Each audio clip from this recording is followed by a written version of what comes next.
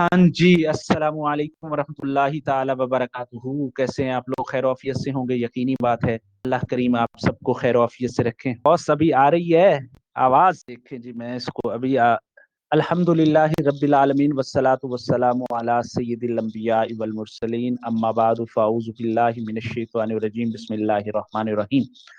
अल्लाह ताला का करोड़ हा शुक्र है, तमाम नेमतें, रहमतें, इज्जतें, रिफ़तें उसी के मरहून मिन्नत हैं जो रहीम है, करीम है, अजीम है, अलीमुम बिज़ाति सुदूर है, जो दिलों के राज खूब जानता है, जो करीम है, जो रहीम है, जो अजीम है, जो इज्जत देता है, जो इज्जत छीन भी लेता है। तमाम हम्दो सना उसी ज़ात वाहिद बारी ताला के लिए हैं।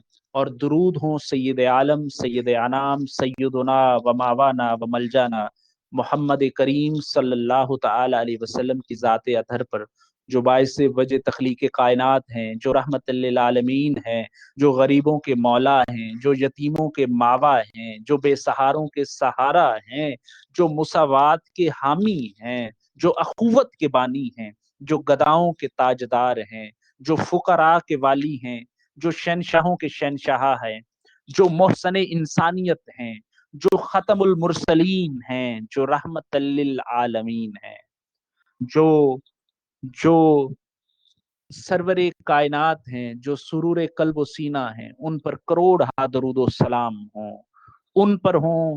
और उनकी प्यारी और सवरी कायनात से बेहतरीन आल औलाद पर दरूद सलाम हो। उनके पाक असहाब की जमात पर दरूद सलाम हो। उनके खुलफाए राशिदीन की जमात पर करोड़ हा दरूद सलाम हो। उनके आने वाले, उनके चाहने वाले आइमा कराम, ताबीन, तबा ताबीन और उसके बाद उम्मत मुसलमा सब पे करोड़ हा दरूद सलाम हो। और इस दुआ के साथ, इस हम्दो सना के साथ आज हम अपने इस सेकंड लास्ट लेक्चर का आगाज करने जा रहे हैं। पिछली क्लास में हमारा बड़ा बेहतरीन लेक्चर रहा और जिसमें हमने गुफ्तगू की थी, अगर आपको याद हो, पाकिस्तान के जो मसाइल हैं उन पर हमने बात की थी। और पाकिस्तान के मसाइल के हवाले से हमने जो सेहत व तालीम का मसला है इस पर बात की। उसके बाद जो पाकिस्तान का मसला गुर्बत है, सेहत का मसला है, उस पर बात की। मोहतरमा मारवित राशिद साहिबा को आवाज नहीं आ रही है, जिसकी वजह से मुझे भी डिस्टरबेंस हो रही है। शाजिया असलम को तो चले आ रही है। आवाज आ रही है मेरी भाई? जी, तो अल्हम्दुलिल्लाह आवाज आप सबको आ रही है। तो मैं अर्ज कर रहा था कि हमने पिछला लेक्चर हमारा बड़ा भरपूर था, जिसमें इस जो हमारा ये जो यूनिट था, यूनिट नंबर 5वें को भी डिस्कस किया था और छठा यूनिट भी हमने किया था। छठे यूनिट पर हमने बात की थी और जो बात बढ़ते बढ़ते सेहत के मसाइल पर, गुर्बत के मसाइल पर, बेरोजगारी के मसाइल पर, फिर करप्शन के मसाइल पर, फिर महंगाई के हवाले से हमने गुफ्तगू की और उसके बाद फिर दहशत गर्दी के हवाले से बातचीत की और फिर बढ़ती हुई आबादी के मसाइल पर गुफ्तगू हो रही थी। और जहां पे हमने इख्तिताम किया था और इस हवाले से कुछ सवालात भी थे। एक हमारे साथी का एक ऑब्जेक्शन भी था, जो मैंने उनसे दरखास्त की थी कि वो पढ़ के आएंगे और हमें बताएंगे। तो आ, उम्मीद है कि वो आज हमें इसका जवाब देंगे। बसूरत दीगर बंदा नाचीज तो हाजिर ही है। जी, अल्लाह अकबर। ये आवाज वाला मामला जो है, ये मुझे आपने फौरन बताना है, आवाज ना आए तो। हाँ, थैंक यू, शुक्रिया। आ रही है अल्हम्दुलिल्लाह। चलें जी, जैसे ही ना आए तो फिर बताना।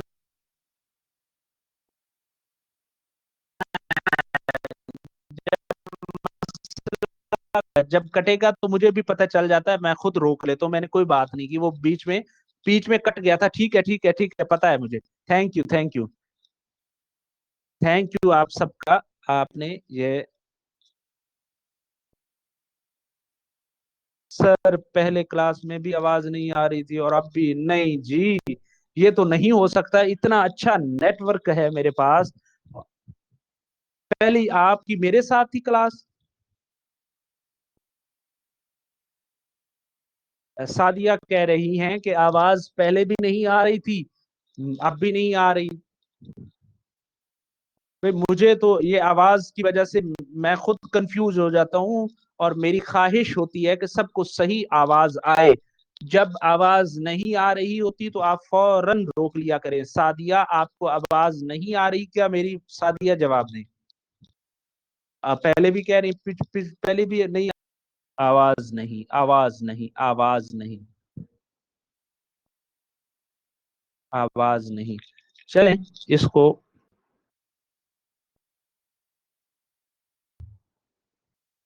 پتہ نہیں کیوں میرا جو میرے پاس ہے سیٹ اپ ہے، مجھے معلوم ہو جاتا ہے کہ آواز آ رہی ہے یا نہیں، کیونکہ جب آواز نہیں جا رہی ہوتی ہے، انٹرنیٹ کا کنیکشن ہوتا ہے، تو میرے سامنے وہ یلو آ جایا کرتا ہے.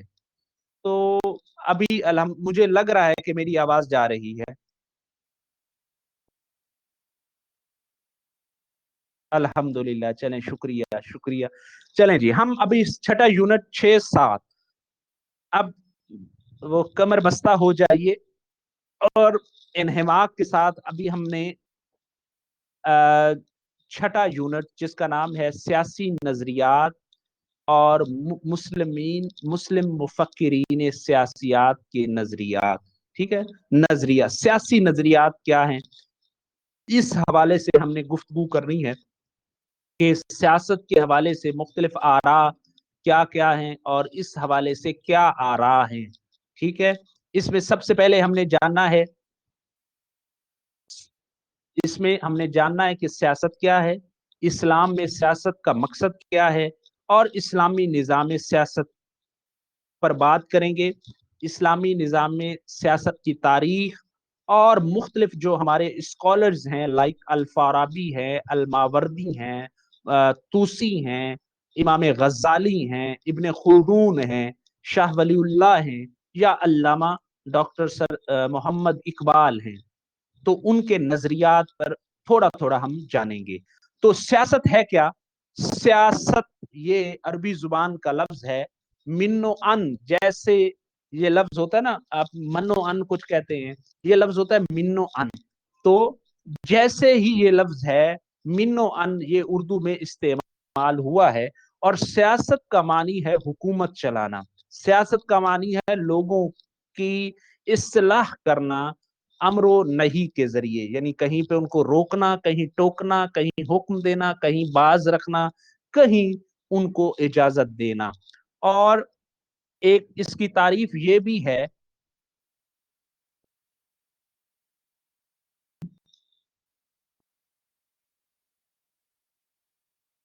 یار آج تو کیا ہو گیا، آواز گئی، آواز گئی، آواز آ رہی ہے، آواز گئی. آپ میں سے سب سے اچھا نیٹ ورک کس کا ہے، جس کے پاس بالکل فل وائی فائی ہے، اور جو میری آواز بالکل صحیح سن رہا ہو؟ چلیں جی. تو نازیہ، یہ اب آپ کی رسپانسبلٹی ہے، جیسے ہی آواز بند ہو آپ نے بتانا ہے. اچھا، آپ کا بھی اچھا ہے. چلیں جی. تو یہ آپ نے بتانا ہے فوراً پلیز، تاکہ ہمیں جو ہے نا، میں اس کو نا روک لوں گا، کیونکہ میں خود چاہتا ہوں کہ ویری گڈ. تو میں یہ خود چاہ رہا ہوں کہ آواز آپ تک پہنچے. ہم سیاسیات پر بات کر رہے تھے، اور میں عرض کر رہا تھا، اگر آپ نے سنا ہو تو یہ لفظ عربی میں مستعمل ہے، عربی میں استعمال ہوا ہے. اوئے ہوئے ہوئے ہوئے، اوئے ہوئے ہوئے ہوئے، 30,000 اس لیے کہ آپ نے یہ 30,000 رکھے ہوئے نا، آپ کو یہ ڈسٹریبیوٹ کرنے چاہیے. ڈسٹریبیوٹ ہوں گے تو پھر اس میں کچھ، یہ اتنے وہ کیا کہتے ہیں کہ یہ اتنے زیادہ اکٹھے ہو گئے ہیں، اس وجہ سے نیٹ نہیں چل رہا آپ کا. صحیح ہے نا؟ تو آپ کچھ ڈسٹریبیوٹ کریں. یہ 30,000 میں ہزار ہزار، یہ کم از کم 30 لوگوں میں آپ ہزار ہزار بانٹیں. اس کے بعد جو باقی آپ کے پاس 1,000 رہ جائے گا، اس سے آپ کا نیٹ صحیح چلے گا. چلیں جی. اس کے بعد ہم بات کر رہے تھے سیاست کی. بھائی یہ جو لفظ سیاست ہے، یہ لفظ عربی میں استعمال ہوا ہے، اور من و ان یہی اردو میں بھی آیا ہے.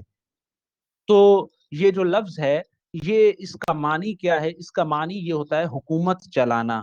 ٹھیک ہے، اس کا معنی ہے حکومت کا लोगों की इस्लाह करना, इसका मानी है लोगों की इस्लाह करना, और अमूमी मतलब इसका जो होता है आम इस्तेमाल में, उसका मतलब ये है कि मुल्क का निज़ाम हुकूमत चलाना, मुल्क की तदबीर इंतज़ाम करना, हुक्मरानी करना, एहतसाब करना, हुकूमत करने की हिकमत अमली अपनाना, सियासत की किसी गिरोह की बनाई हुई इस पॉलिसी को भी कहा जा सकता है। यानी इन सारी चीजों को आप यूं कह लें, इसकी अकसाम क्या हो सकती हैं? इक़्तिदार के हुसूल के लिए अपने हुकूक, यानी जो सियासी लीडर हैं या सियासत है, इसका मकसद क्या हो सकता है? इसका मकसद इक़्तिदार का हुसूल हो सकता है, अपने हक का इस्तेमाल के लिए हो सकता है, मजहबी इक़्तिदार के हुसूल का तहफ़्फ़ुज़ हो सकता है, जमहूरी रिवायात का तहफ़्फ़ुज़ हो सकता है, हाँ, ज़ाती मफ़ाद का हुसूल हो सकता है।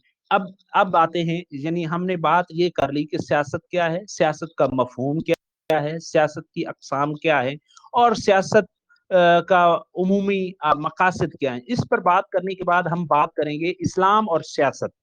इस बारे में क्या हमारा रवैया है या क्या चीज़ है?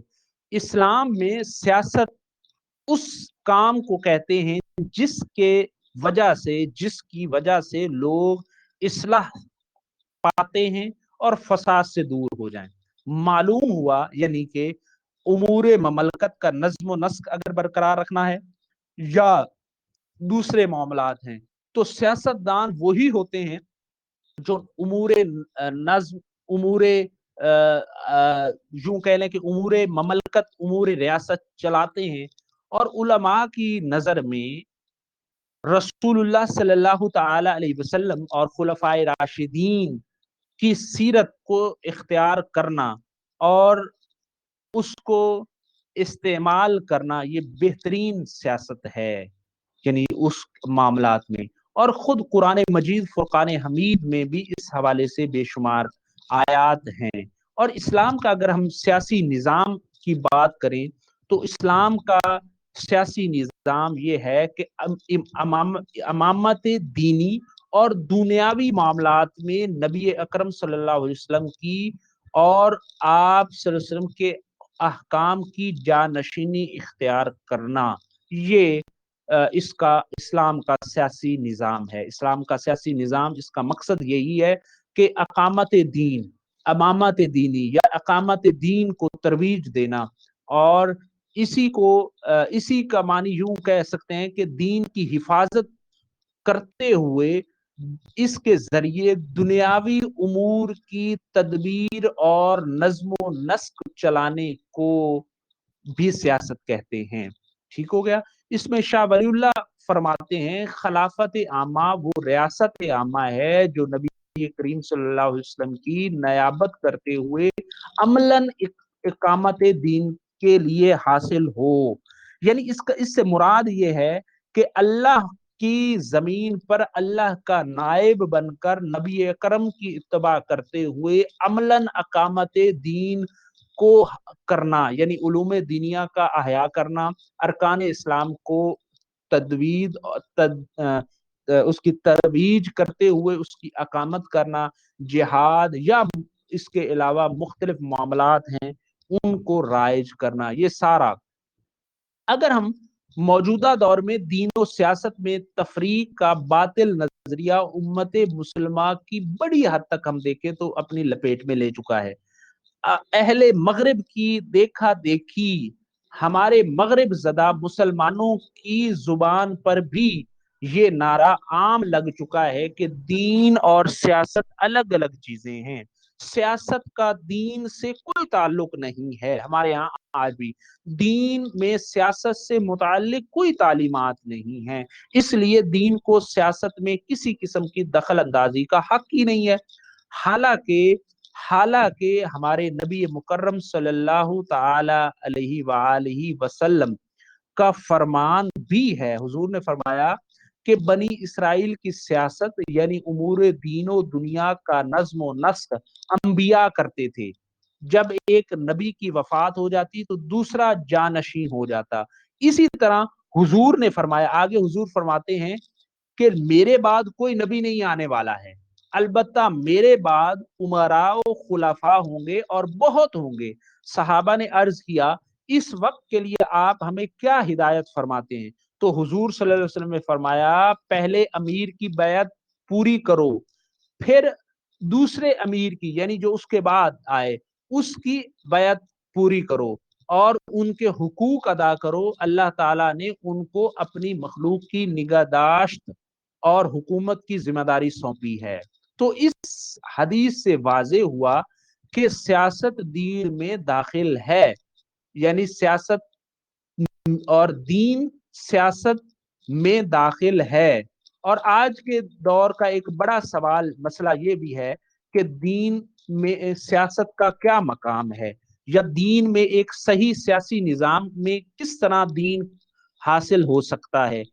تو ظاہر ہے اسلام ہر شعبہ حیات میں اسلام کا داخل ہے، اور اسلام کی تعلیمات چونکہ ہر شعبہ زندگی سے متعلق ہیں جن میں سیاست بھی داخل ہے، اس لیے اسلام سیاست کو دین و مذہب سے بے تعلق رکھنے کا کوئی جواز ہی نہیں ہے۔ چنانچہ عہد حاضر میں بہت سے مسلمانوں نے عیسائیت اور سیکولرزم کے اس باطل نظریے کی تردید کی ہے اور ثابت کیا ہے کہ سیاست کو دین سے الگ نہیں کیا جا سکتا۔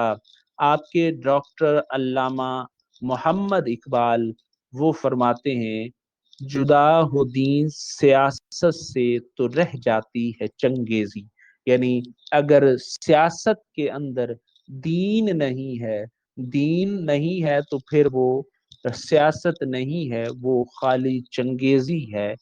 اور اچھا اس میں اگر ہم مختلف سیاسی نظریات کو دیکھیں، نظاموں کو دیکھیں، تو اس میں بادشاہت ہے، یعنی آج بھی دنیا میں قائم ہے۔ آپ یوں کہہ لیں کہ مختلف جس طرح بادشاہ ہیں، آپ دیکھ لیں سعودی عرب میں ہے، قطر میں ہے، کچھ مغربی میں ممالک میں بھی ہیں جن میں بادشاہت ہے۔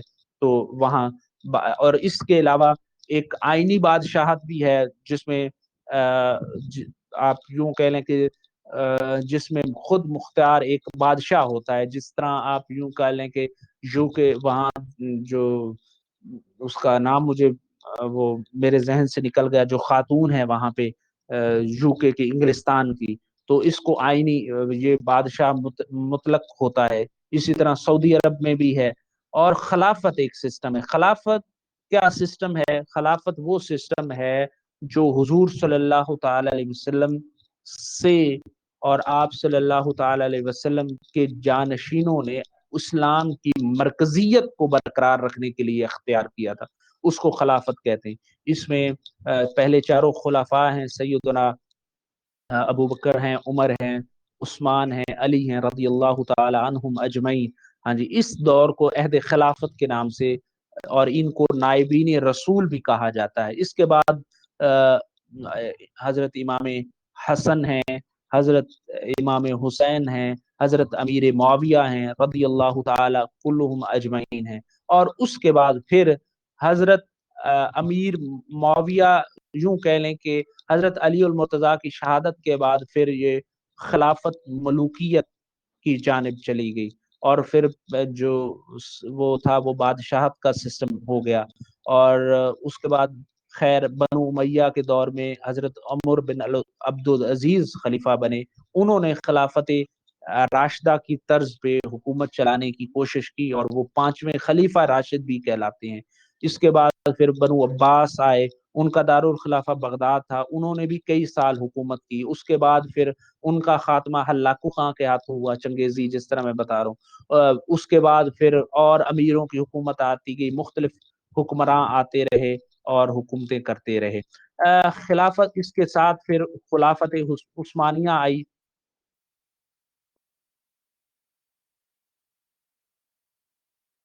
آواز نہیں آ رہی، زیب النساء کو آواز نہیں آ رہی۔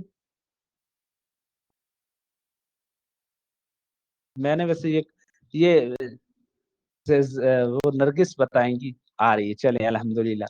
نازیہ بیگم، میں نے کہا نرگس، نازیہ بتائیں گی، ٹھیک ہے۔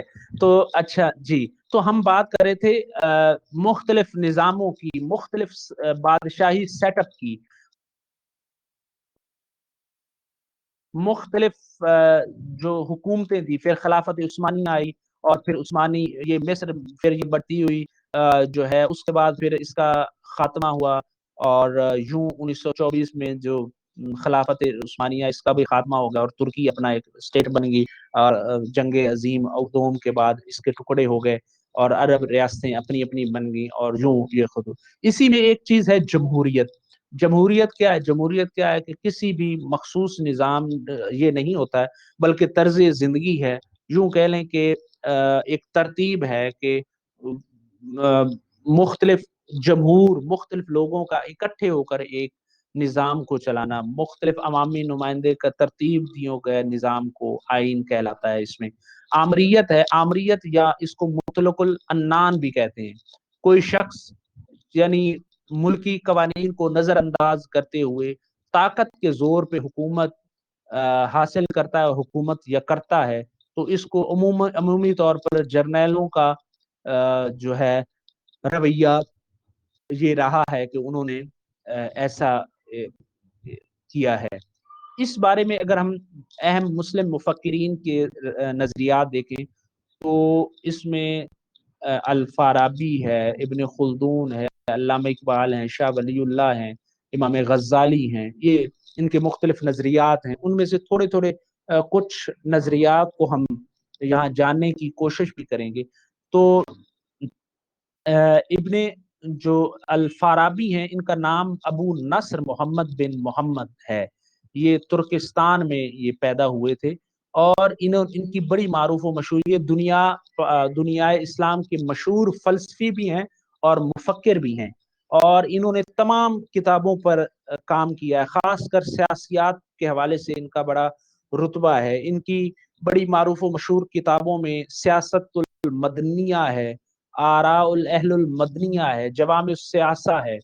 اچھا، ان کتابوں میں سیاست المدنیہ جو ہے اس نے بڑی شہرت پائی ہے۔ ان کتابوں میں انہوں نے اپنے جو سیاسی افکار و نظریات ہیں ان کا ذکر کیا ہے۔ اگر ہم ان کی کتاب آراء المدنیہ الفاضلہ کا تذکرہ کریں تو اس میں 34 ابواب ہیں، اور اس کتاب میں انہوں نے ایک شہر سے لے کر حکومت تک کے اقتدار، اشتراک، انفرادی اور نظام اجتماعی اور کیسے حکومت کرنی ہے اس پر بحث کیا، اور اس میں انہوں نے افلاطون کی جو کتابیں ہیں یا ان کا جو نظریہ ہے اس کی مخالفت بھی کی ہے۔ اور اچھا، انہوں نے ان کے نزدیک فارابی کے نزدیک اگر ہم دیکھیں تو فارابی کے تمام تر کوشش جو ہے وہ شریعت اور فلسفہ کے حوالے سے ہے۔ وہ اس میں گو کہ اکثر جگہ پہ ارسطو اور افلاطون سے متاثر بھی ہے، مگر وہاں ان سے اختلافات بھی کرتا ہے، اور اس حوالے سے وہ انسانوں کے ایک معاہدہ عمرانی، سوشل کانٹریکٹ، انسانوں کے اجتماع کو ایک سوشل کانٹریکٹ قرار دیتے ہیں، اور ان کے نزدیک انسان کی جنگجو فطرت کے باعث اجتماع وجود میں آیا، یعنی طاقتور کمزوروں پر جب حملہ کرتے تھے تو آئے دن جھگڑے اور فسادات ہوتے تھے، تو اس مسلسل لڑائی سے تنگ انسان عاجز آ گیا، اور نجات حاصل کرنے کی غرض سے ہر شخص نے اپنی مرضی سے اپنے حقوق کا ایک حصہ مرکزی حکومت کے سپرد کر دیا۔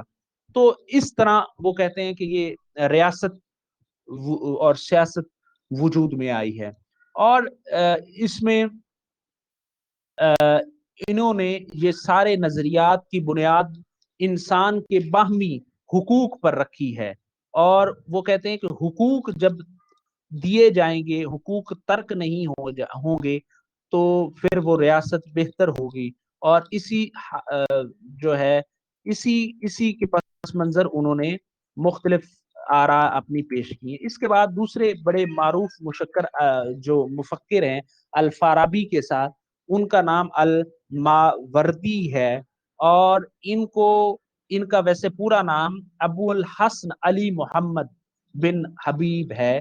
یہ بغداد میں بھی انہوں نے تعلیم حاصل کی، اور نیشاپور میں بھی رہے، اور مختلف، لیکن ان کی جو ہے مستقل جو ان کی رہائش ہے وہ بغداد میں ہو گئی، اور انہوں نے بڑی تصانیف لکھی۔ ان کی جو سب سے بڑی معروف و مشہور تصنیف ہے، جنہوں نے بڑی لاجواب اور لازوال شہرت حاصل کی، ان کی وہ کتاب احکام السلطانیہ ہے۔ یعنی آپ یوں کہہ لیں کہ آج 1000 سے زائد سال گزر جانے کے بعد بھی یہ کتاب اسلامی دستور سیاست کے حوالے سے بڑی امپورٹنٹ اور بڑی اہمیت کی حامل ہے، کیونکہ اس میں انہوں نے خلافت، وزارت، ولایت، سپہ سالاری، پولیس، یعنی تمام معاملات کو ڈسکس کیا ہے۔ اور ان کے اگر ہم نظریات کی بات کریں تو ان کی یہ جو کتاب الاحکام السلطانیہ ہے، اس میں انہوں نے سب سے پہلے بات ہی امامت کی ہے۔ پہلے باب کا نام ہی باب امامت ہے، اور امام کون ہو سکتا ہے، اس کا مقصد کیا ہے، کیسے اس پر انہوں نے روشنی ڈالی ہے، اور کس طرح وہ جو ہے وہ ان کے نزدیک امامت کے دو مقصد ہیں۔ اول یہ کہ حق و انصاف کی دنیا میں بول بالا ہو، اور دوم نیک و بد اور خیر و شر میں تفریق ہو جائے۔ تو اس ذریعے سے آپ اور پھر انہوں نے اسی حوالے سے جو ہے وہ بیان بھی کیا ہے کہ کس طرح جو خلف شاریاں پیدا ہوئیں وہ کیوں ہوئیں، اور خلافت کے حوالے سے۔ اور ان کا خیال ہے کہ امام جو ہے وہ پوری قوم کے مشورے سے چنا جانا چاہیے۔ ان کا نظریہ ہے ہر ایک کو ہر کس و رائے کو ہر ایک کو یعنی رائے دینے کا اختیار نہیں ہے۔ اس میں جمہوریت کی مخالفت کرتے ہیں، کیونکہ جمہوریت میں وہ کہتے ہیں نا بندوں کو گنا جاتا ہے، تولا نہیں جاتا۔ مطلب یہ ہے کہ ان کا عقل و فہم و فراست سے کوئی تعلق نہیں ہے، وہ صرف یہ دیکھتے ہیں جمہوریت میں کہ بندے کتنے ہیں، کتنوں۔ لیکن اس میں وہ کہتے ہیں کہ امام میں اہلیت پر بات کی ہے کہ ہر کون شخص ہے جو اہل ہو سکتا ہے۔ تو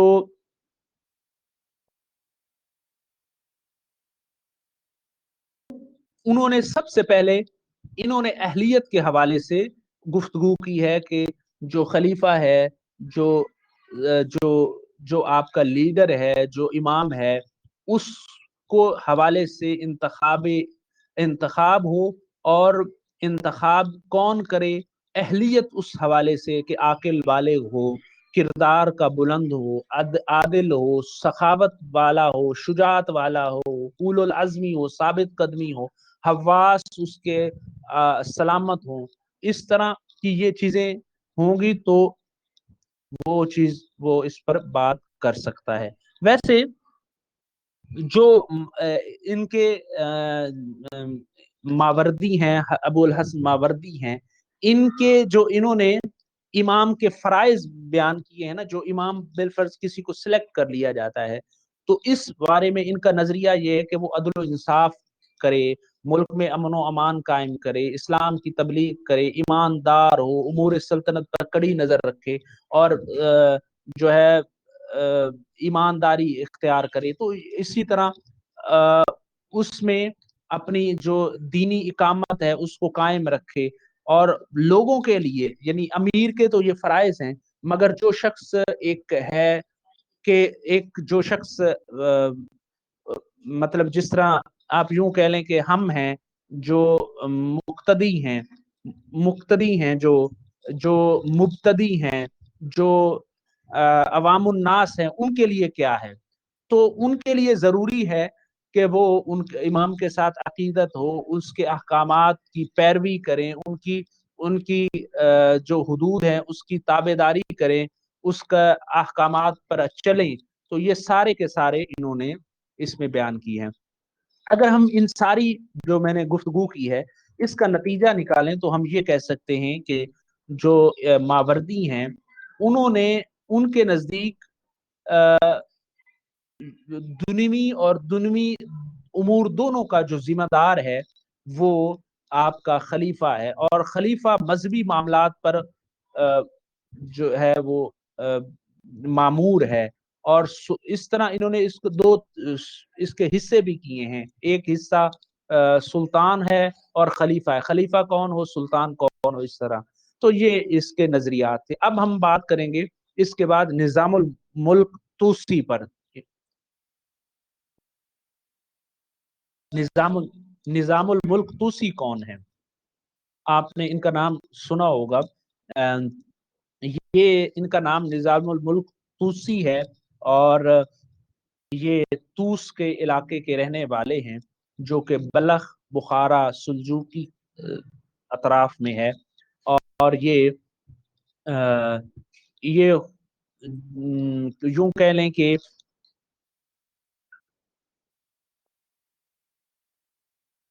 اچھا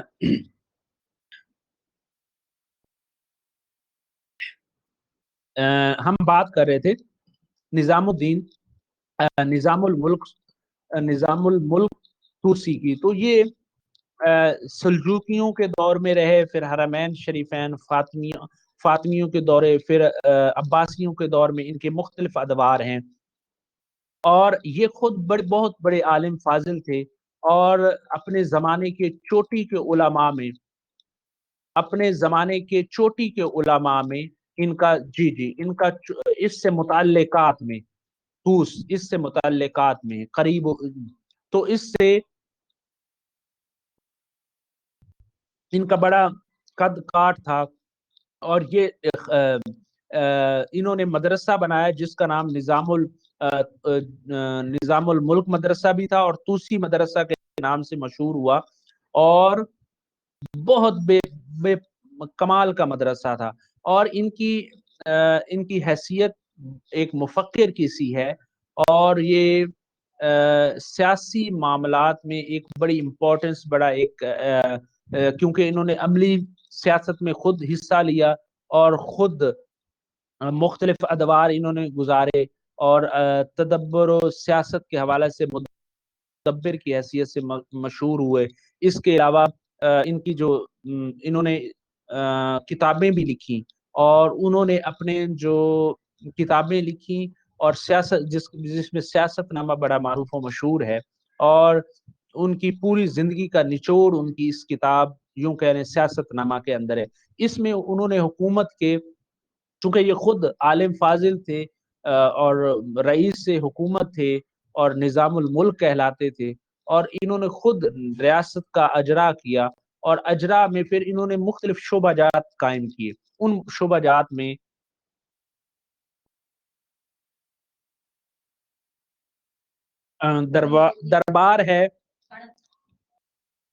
دربار ہے جیسے کہ اس میں دربار کی اس طرح انہوں نے قائم کی کہ دربار کا مقصد کیا ہونا چاہیے، کہ دربار جہاں پہ غریب، امیر و فقراء برابر ہوں، بادشاہ مشورے لے غلاموں سے ساتھ حسن سلوک کیا جائے. اسی طرح قضات کا محکمہ قضات ہو. اس حوالے سے ان کا کہنا تھا کہ اس میں انہوں نے خود بھی بڑا اچھا کام کیا. جسٹس سسٹم ہو، عدالت کے فیصلے ہوں، اور اپیلوں کا اختیار ہو، لوگوں کو عدل و انصاف، عدل و مساوات ہو. اسی طرح محکمہ مال قائم کیا، اور محکمہ مال کے حوالے سے ان کا اپنا خیال تھا کہ ٹیکس کم پڑے، اور ٹیکس کی شرح ہر شخص کو علم ہو تاکہ زیادہ وصول نہ ہو سکے، اور شرعی محاصل حاصل ہوں. محکمہ دفاع، سلطنت کا استحکام اور وفاداری افواج کے ذریعے ہی ممکن ہوتا ہے. اس لیے محکمہ دفاع سسٹم جو ہے وہ بڑا مضبوط و مربوط ہونا چاہیے. اور انہوں نے خود بھی اس کو ڈیولپ کیا، اور انہوں نے ان کے بقول کے بادشاہ پر لازم ہے کہ یا جو حکمران وقت ہے کہ اس سسٹم دفاع کا بہتر کرے، تاکہ ان کی اور ان کی تنخواہیں اور ان کے معاملات کو بہتر انداز میں چلائے. اسی طرح سفارت کا سسٹم ہے، اور سفیروں کے متعلق ان کے اپنے نظریات ہیں نظام الملک طوسی کے. اور وہ کہتے ہیں کہ پیغامات حکومت دوسری جگہ پر منتقل کرنے کے لیے ضروری ہیں کہ وہ اچھے انداز میں، اچھے ادوار میں، اچھی گفتار کے مالک ہوں، دیانت داری کے ساتھ وہ آگے اس کو پہنچائیں. اور اسی طرح جاسوسی سسٹم جو ہے، ان کا خیال تھا کہ جاسوسی سسٹم بھی ہونا چاہیے. اور یعنی आवाज नहीं।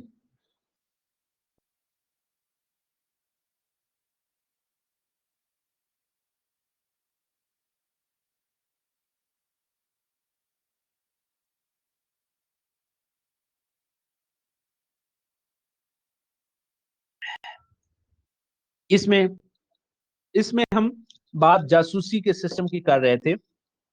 जासूसी का जो सिस्टम है, निजामुल निजामुल मुल्क जो था, तुसी था, इसने खाली इसकी अहमियत बयान नहीं की है। यानी वो बहुत ज्यादा इसका बागियों को कला कमा करने के लिए और हुकूमत को बेहतर अंदाज में चलाने के लिए और हुकूमत लोगों की राय लेने के लिए और अपने जो काम करने वाले हैं, यानी यूं कह लें कि जो वुज़रा मुशीर हैं, उनका उनका अंदाज उनके हवाले से जानने के लिए भी जासूसी सिस्टम इनके नजदीक बहुत जरूरी था।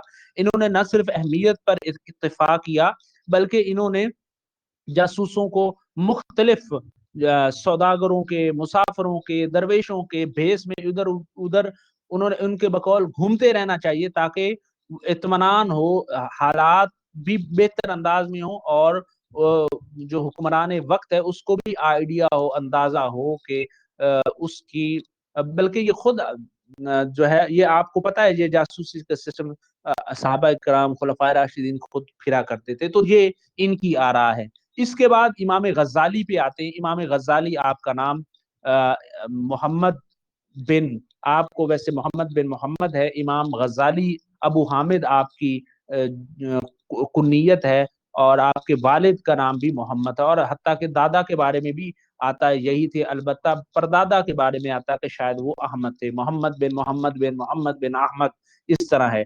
तो इनका नाम इमाम गजाली जो हैं, ये भी जो है इनकी इब्तदाई तालीम जो है अफगानिस्तान के करीबी इलाकों में हुई। उसके बाद फिर निशापुर आए, निशापुर ये हिंदुस्तान के करीब, फिर उसके बाद फिर बगदाद में रहे और इस तरह मुख्तलिफ तालीम हासिल करते हुए हरमैन शरीफैन भी गए और मुख्तलिफ निज़ामुल मुल्क के वहाँ जो है रहे, और इन्होंने तकरीबन 55 साल की उम्र में विसाल फरमाया। इनकी जो इन्होंने बहुत फलसफा पे, कलाम पे, इस पर इनकी काफी इनमें तफसीर, हदीस, फिका, उसूल, इल्मुल कलाम, बहुत हाल हवाले से इनकी बड़ी गुफ्तगू है। और इमाम गजाली, इन्होंने इनकी जो सबसे अहम किताब है सियासत के मुतालिक, वो अल मुनक़द मिन दलाल है। इसमें उन्होंने बहुत सारे उलूम पर बात की है और सियासत पर बात की है, और इस तरह फलसफा पर भी उनकी बहुत मुतअद्दिद किताबें हैं। अहया उल उलूम आपने नाम सुना होगा, बड़ी मारूफ और मशहूर किताब है। ये जो किताब है, इसमें अगर हम देखें, अहया उल उलूम तो 4 हिस्सों पर है। पहले हिस्सा इबादात पर है, दूसरा आदात पर है, तीसरा जो है अजायब या मुकल्लफात पर है, और चौथा मुनज्जियात पर है, यानी तौबा। इस अहया उल उलूम में भी इन्होंने ममलकत की इब्तदा और ममलकत के बारे में और बादशाह की ज़रूरत, मुआशी मसाइल, इस पर उन्होंने गुफ्तगू की है। इसके अलावा इमाम गजाली की और भी किताबें हैं जिनमें उन्होंने अपने उसूल सियासत के हवाले से तज़किरा किए हैं। इन गजाली जो इमाम गजाली जो हैं, उन्होंने वैसे बाज मुफक्किरीन के यहाँ यूं भी बयान किया जाता है कि ये पहले मुस्लिम मुफक्किर हैं कि जिन्होंने बाकायदा सियासियात पर बहस की है, लफ्ज सियासियात यूं कह लें। और इन जो है, और इस हवाले से उन्होंने इसकी अकसाम बताई हैं कि यानी जो ऐसे उलूम जो जिनका ताल्लुक दीन से है, ऐसे उलूम जिनका तबीयत से, ऐसे उलूम जिनका ताल्लुक सियासियात से है। तो गोया सबसे पहले उन्होंने उलूम सियासियात पर बात की है। इनके नज़दीक अगर हम बात करें, तो इमाम गजाली के नज़दीक जो है, इंसान की ज़िंदगी जो है फितरतन तन्हा नहीं है, वो इज्तमाई का मोहताज है, इज्तमा का, और इज्तमा के लिए ज़रूरी है कि कोई उसका हम जिन्स हो। तो अव्वल बकाया नस्ल इंसानी के लिए औरत और मर्द की हम नशीनी के बगैर ये मुमकिन नहीं है। तो इसलिए उन्होंने ममलकत के उसूल पर सबसे पहले खानदान, फिर आगे खानदान से फिर आगे उसका ज़रूरत मुआश, और फिर ज़रूरत मुआश के बाद फिर आगे शहर, और शहर के बाद फिर इज्तमा, और इज्तमा के बाद निज़ाम उमूर सल्तनत, और निज़ाम उमूर सल्तनत के बाद फिर جو ہے سیاست، اور سیاست کے بعد پھر اپنے اس علاقے خطے کی حفاظت، یہ ساری چیز انہوں نے اس میں شامل کی۔ امام غزالی پھر آگے اس کے بعد پھر ریاست کی حفاظت کے لیے اور سلطنت کی حفاظت کے لیے اور پھر بادشاہ پر، اور انہوں نے بلکہ جو ہے بادشاہ اور یا جو جو گورنر ہے، جو سربراہ ہے، اس پر لازم کیا کہ وہ پھر جب وہ بن جائے تو پھر وہ اپنی رعایا کا خیال رکھے، وہ لوگوں میں نکلے، لوگوں کے حال معلوم کرے، عام دربار منعقد کرے، اور لوگوں تک رسائی حاصل کرے، اس کا جاسوسی سسٹم اچھا ہو، اور لوگوں کے نجی خانقاہی، جہاں تک کہ لوگوں کے نجی خانقاہی یعنی خاندانی معاملات میں بھی وہ چھان بین کر سکے، تاکہ اس کو پتا ہو اس حوالے سے کہ جو ہے تاکہ اس کو آئیڈیا ہو کہ لوگ اس کے بارے میں کیا تصور کرتے ہیں اور کیا کمیاں ہیں، یعنی وہ مخالفت کے لیے نہ ہو۔ یعنی اس سلسلے میں انہوں نے اپنی کتاب میں حضرت عمر فاروق کا بھی ایک واقعہ بیان کیا ہے، جب وہ دیوار پھاند کر ایک گھر میں داخل ہو گئے تھے، اور مالک نے اس رویے کے خلاف یہ کہہ کر احتجاج کیا کہ آپ نے قرآنی احکامات کی خلاف ورزی کی ہے، کیونکہ نجی رازوں کی جستجو میں دروازے کے سوا کوئی راستہ نہیں ہے۔ لیکن حضرت عمر فاروق رضی اللہ تعالیٰ عنہ نے اس کی معذرت کی اور غلطیوں کا اعتراف کیا، مگر جو ہے وہ جاننے کے حوالے سے وہ کہتے ہیں کہ اس میں آپ جان سکتے ہیں، اور اس کو جاننا چاہیے صرف اس حد تک کہ جس سے اس کو معلوم ہو سکے کہ میری رعایا میں کیا، میں اور اس کی خدمت، اصل چیز تو خدمت ہے، یا خدمت کیسے کر سکتا ہوں، اور یا پھر انتشار کی حالت میں وہ اس انتشار کا قلع کما کرنے کے لیے، خاتمہ کرنے کے لیے وہ آگے لوگوں میں معاملات، ان کے اگر ہم اصول دیکھیں تو ان کے بقول کہ امام غزالی کے بقول کہ جب کوئی مقدمہ پیش ہو تو وہ خود اس کی خیال رکھے، اور اپنے دروازے پر کسی حاجت روا کو نہ روکے آنے دے، اور اس کا، اور وہ قناعت اختیار کرے اور نرمی برتے، اور یعنی شریعت کے خلاف نہ جائے، اور لوگوں کے لیے آسانی کرے، لوگوں کے بارے میں نیک گو رہے، اور نیک لوگوں سے شرف ملاقات رکھے، اور اسی طرح ظلم پر باز پرس کرے۔ تو یہ ساری چیزیں، اور اسی طرح انہوں نے سلطان کے حوالے سے بھی کہا کہ امام غزالی کے نزدیک سلطان بھی اہمیت کا حامل ہے۔ سلطان ان کے بقول وہ شخص ہوتا ہے جو یعنی یوں کہہ لیں کہ قوت بازو سے جس نے سلطنت پر قبضہ کیا ہے، تو چاہے سلطان ہے یا بادشاہ ہے، جس طرح سلاطین و عمراء پہلے گزرے، ان سب میں ان کے بقول رعایا جو ہے اس میں وہ ان کے مفاد عامہ کو اور اللہ کے ڈر کو ملحوظ خاطر رکھے تو وہ صحیح ہے۔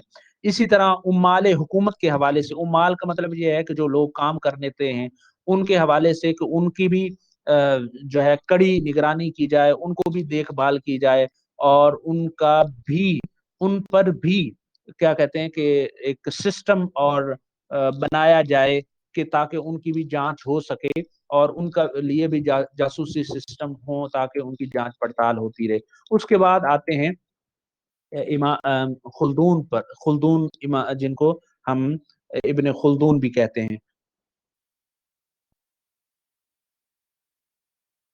یہ تیونس میں یہ آپ جو ہیں ان کے خاندان پیدا ہوئے۔ امام، آپ کا نام عبد الرحمن ہے، امام عبد الرحمن ہے، آپ بھی بڑے عالم فاضل اور عاقل تھے، اور آپ نے بھی اپنی ابتدائی زندگی میں ہی اپنے جو ہے علوم و فنون سیکھے، اور پھر مختلف اوقات میں مختلف بادشاہوں، مختلف جو گورنرز تھے ان کے ساتھ مختلف اوقات میں انہوں نے امور اس مصر میں ہو گیا، تیونس ہو گیا، اور اس کے علاوہ اور مختلف جگہوں پر انہوں نے جو ہے وہاں پہ اپنے امور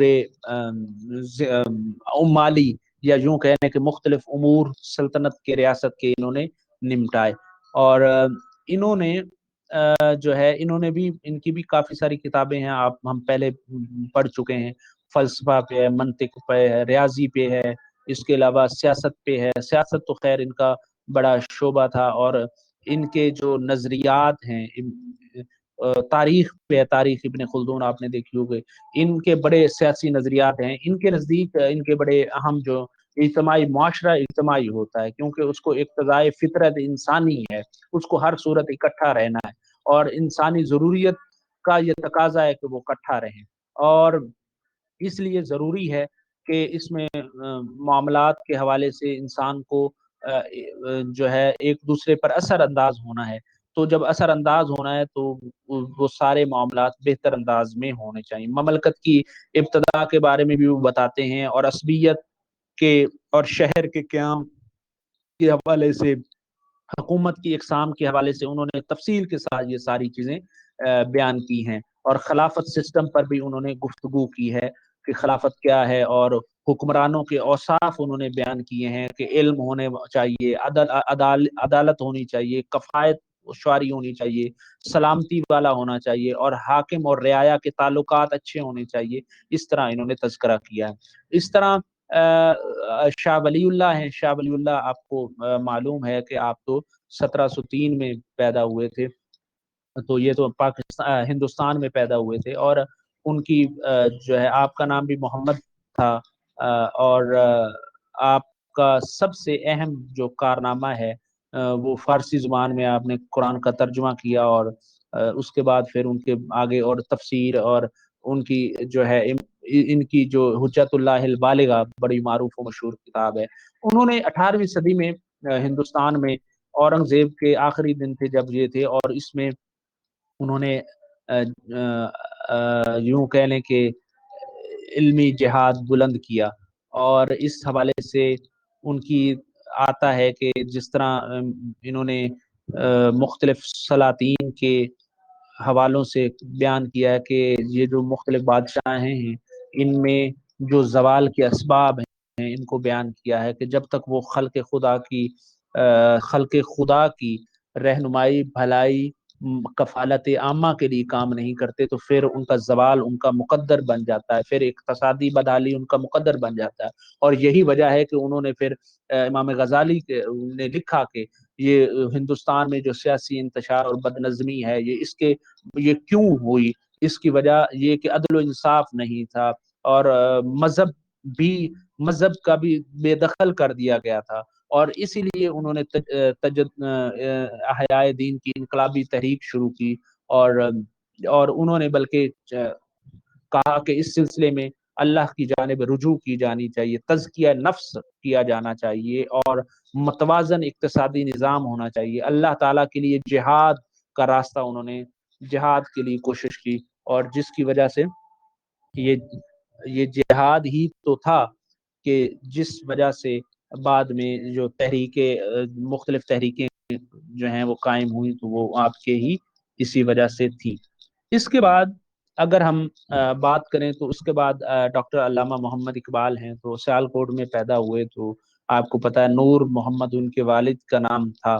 1877 میں پیدا ہوئے، وہیں سے تعلیم حاصل کی، پھر مولوی میر حسن، پھر آرلنڈ، پھر لاہور کالج، اور پھر اورینٹل گورنمنٹ کالج لاہور، اور پھر پڑھتے رہے، اور بعد میں بھی گئے، اور آپ کو آپ کی علامہ اقبال کے حوالے سے آپ سب کو معلوم ہے کہ علامہ اقبال کو حکیم الامت کہا جاتا ہے۔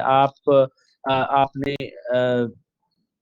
جب دیکھا کہ یہ ہندوستان میں آپ نے پہلے تو عملی سیاست میں حصہ نہیں لیا، لیکن جب حالات اس نہج پر پہنچ چکے تھے، اور قائد اعظم کے بار بار اصرارات کے بعد آپ نے 1926 میں باقاعدہ جو ہے پھر اس میں حصہ لیا، اور آپ کا یہ داخلہ بڑا امپورٹنٹ رہا۔ پھر 1930 میں خطبہ الہ آباد جو آپ نے دیا، اور اس میں خطبہ میں آپ نے پاکستان کا نظریہ پاکستان دیا، اور دنیا کے خطے کے حوالے سے، اسی لیے تو آپ کو مصور پاکستان بھی کہتے ہیں۔ اور اس کے علاوہ آپ نے مختلف ممالک کا، یورپ کا سفر کیا، بیت المقدس وہ گئے، وہاں فلسطین میں بھی گئے، اور مختلف ممالک میں جا کر انہوں نے جو ہے وہ جو ہے وہاں پر اسلام کے حوالے سے پھر گفتگو بھی کی، اور آ کے ان کے خطبات، ریکنسٹرکشن آف ریلیجیس تھاٹ، ان کی بڑی معروف و مشہور خطبات ہیں، اس میں بھی انہوں نے بات کی.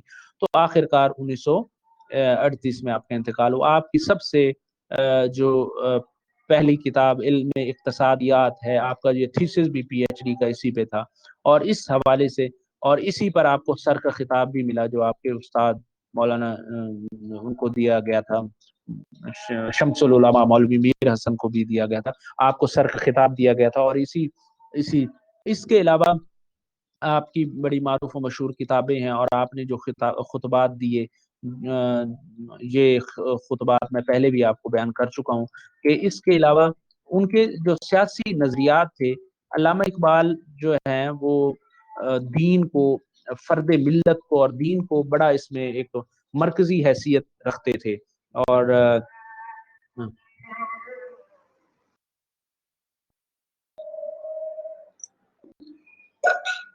اس حوالے سے علامہ اقبال فرد ملت کو بڑی امپورٹنس دیتے ہیں، اہمیت دیتے ہیں.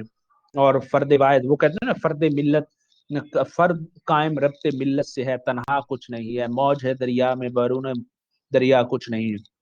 اور ان کے خاص کر ان کی شاعری جو ہے وہ بھری پڑی ہے اس حوالے سے کہ انسان اپنی ہستی جو ہے فرد کی کچھ نہیں ہے، وہ اکٹھ میں ہے، اجتماع میں ہے. اور انہوں نے خود ملت کی بنیاد جو ہے اختلاط افراد پر ہے، یعنی فرد کی جب شرازہ بندی ہو جائے، جب بندہ ٹوٹ پھوٹ جائے، جب بندے کے اندر استحکام نہ رہے، تو بحیثیت مجموعی بھی وہ ریاست جو ہے وہ ٹوٹ جاتی ہے. اور اسی طرح دین کے حوالے سے ان کا موقف یہی ہے کہ دین ضروری ہے سیاست میں. ہاں جی، وہ بلکہ اس حوالے سے مولانا حسین احمد مدنی سے انہوں نے کہا تھا کہ مولانا مدنی یہ کہتے ہیں کہ دین اور الگ ہیں، تو وہ انہوں نے بیان کیا تھا کہ ایسا نہیں ہے. دین اگر جدا ہو جائے تو یہ بولہبیست ہے، یہ ایسا نہیں ہو سکتا. اور بلکہ اس حوالے سے ان کے بڑے جو ہے وہ ان کی گفتگو ہے اور ان کا کلام ہے شاعری کے حوالے سے. اور شاعری میں ساری چیزیں موجود ہیں کہ ایک وطنیت ہے، اور وطنیت اور ضروری ہے کہ اس میں امت کا کنسپٹ بھی شامل ہو کے چبھے جو کانٹا قابل میں، اور چبھے جو کانٹا قابل میں، تو دلی کا ہر پیر و جمع بےتاب ہو جائے. تو نظام سیاست و حکومت کے حوالے سے ان کا یہ سارے نظریات ہیں جو علامہ ڈاکٹر محمد اقبال نے اس حوالے سے پیش کیے ہیں. اس میں ان کے نظام ملکوت پر بھی ہیں، خلافت پر بھی ہیں، اور امال حکومت پر بھی ان کے تفصیل کے ساتھ ان کے نظریات ہیں، جن کو اس میں آپ کے ہاں ہم نے ڈسکس کچھ کو کیا ہے. باقی اس کو انشاءاللہ ہم پھر کبھی کر لیں گے. لیکن یہاں پہ ہمارا یہ جو یونٹ ہے، یونٹ نمبر 6 ہے، اس کا یہاں پہ خاتمہ ہوتا ہے. اس میں ہم نے سیاست پر بات کی ہے، اور اسلامی سیاست کے مقام اور اسلامی مختلف جو سیاسی نظریات ہیں ان پر بات کی ہے. الماوردی کے نظریات، نظام الملک توسی کے نظریات، امام غزالی کے نظریات، ابن خلدون کے نظریات، اور شاہ ولی اللہ کے نظریات، اور علامہ اقبال کے نظریات کا ہم نے مطالعہ کیا ہے.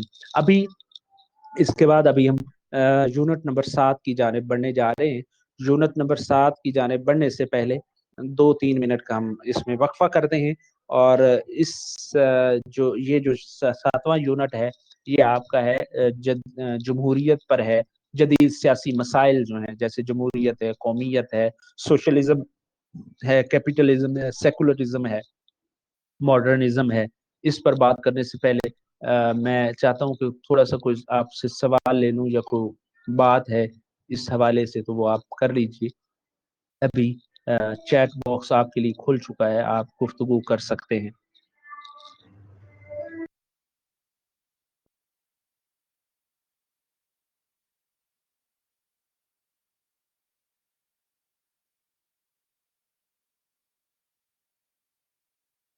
جی آواز جی ابھی ہم بات اگلا یونٹ کی جانب بڑھ رہے ہیں، جو آپ کا 7واں یونٹ ہے. اس یونٹ میں جیسا کہ میں نے آپ کو عرض کیا کہ اس یونٹ میں ہم جدید جو سیاسی مسائل ہیں مختلف حوالوں سے ان پر ہم بات کریں گے۔ تو اس میں سب سے پہلے اگر میں آپ کو ویسے بتا دیتا ہوں، اس میں جمہوریت اور قومیت، وطنیت، سوشلزم، کیپٹلزم، اس میں اس میں اس میں ہم سوشلزم اور قومیت، پوسٹ ماڈرنزم اور گلوبلائزیشن کا مطالعہ کریں گے، اور نیو ورلڈ آرڈر کی تفاصیل اس حوالے سے ہم جانیں گے۔ جدید سیاسی مسائل میں جمہوریت پر اگر ہم بات کریں تو سب سے پہلے یہ جو لفظ میں نے آپ کو بولے ہیں جمہوریت کا پتہ ہونا چاہیے آپ کو، اس کو انگریزی میں ڈیموکریسی کہتے ہیں، یونانی لفظ ہے جمہور، اور یہ ڈیمو کہتے ہیں عوام کو، اور کریسی کہتے ہیں حاکمیت کو، یعنی جمہوریت کا مطلب یہ ہے،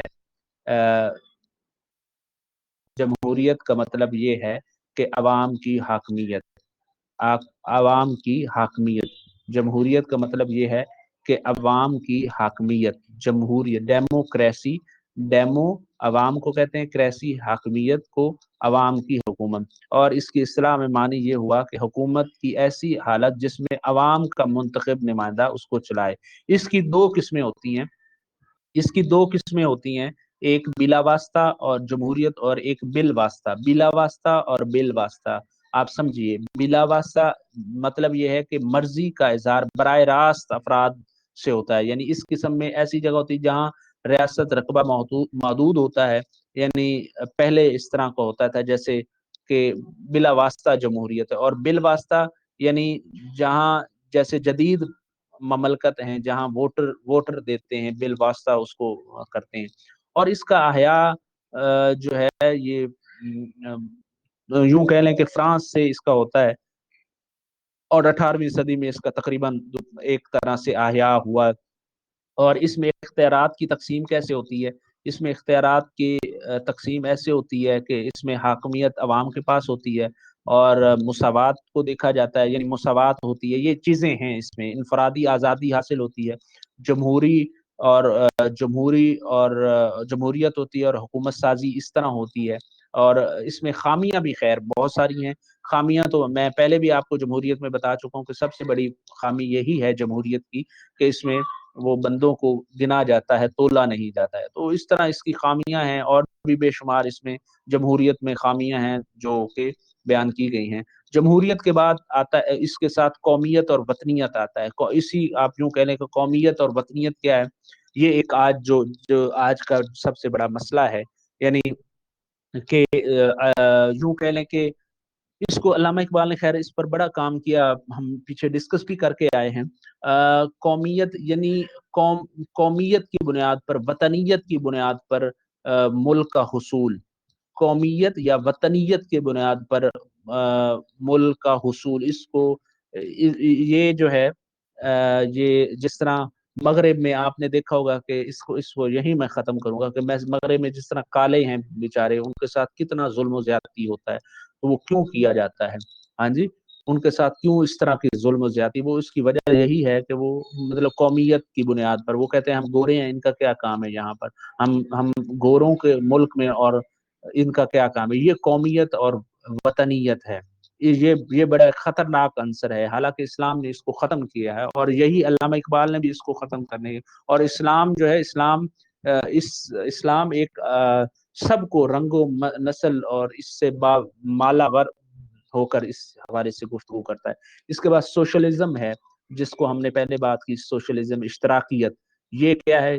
اس میں یہ ہے کہ جو ہے جو اس میں بنیادی طور پر سویز یونین کے زوال کے بعد یہ آیا تھا۔ اس کا معاشی نظریے کے اعتبار سے ہے کہ جو سرمایہ دارانہ کے مطلب یہ ہے کہ اس کے الٹ ہے اجتماعی ملکیت۔ اس کا اصول یہ ہے کہ ساری پیداوار جو ہے نا کسی ایک کی مشترک، یعنی گورنمنٹ کی حکومت، گورنمنٹ کی ہے، اور اس کے تحت دوسرا منصوبہ بندی ہے، یعنی اس کا دوسرا ہے کہ پلاننگ کے تحت، یعنی بنیادی معاشی فیصلے حکومت کرے گی، اور اس میں اجتماعی مفاد کو ہی ہوگا، اور اس کی آمدنی کی جو تقسیم ہے وہ منصفانہ ہوگی، یعنی اس کا جو تقسیم ہے وہ برابر برابر سب کو بانٹ دیا جائے گا. یہی اشتراکیت، سوشلزم جس کو کہتے ہیں، کمیونزم بھی بعد میں ہے، یہی اس کا رہا ہے، سسٹم ہے.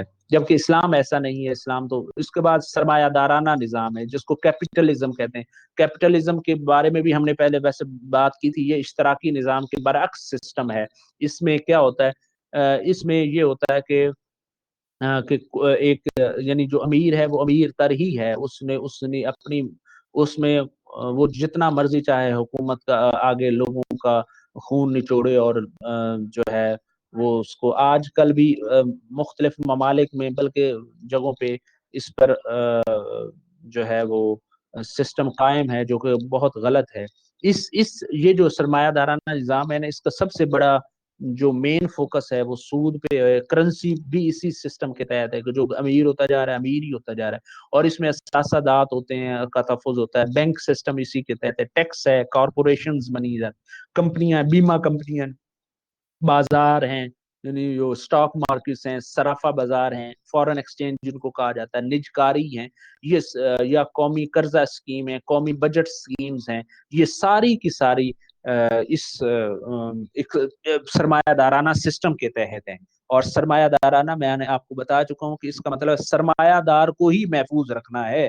اس میں جو سرمایہ دار نہیں ہے اس کے برعکس ہے. لیکن اسلام اس کے آپ کو بتایا ہے کہ الگ ہے تھوڑا سا. اسلام کے حوالے سے میں نے اس کے بعد تیسرا جو لیول ہے وہ آپ کو بتایا وہ ہے سیکولرزم کا. سیکولرزم میں نے بتایا تھا کہ یہ یعنی یہ دین کو سیاست سے الگ کرتا ہے. یہ کہتا ہے کہ دین کی ضرورت نہیں ہے، یہ الگ ایک ادارہ ہے بس.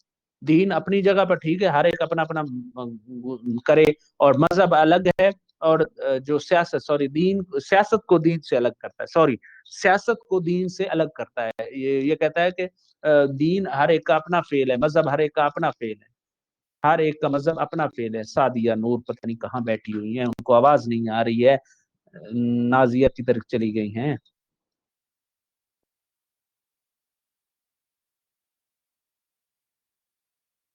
آواز نہیں آ رہی؟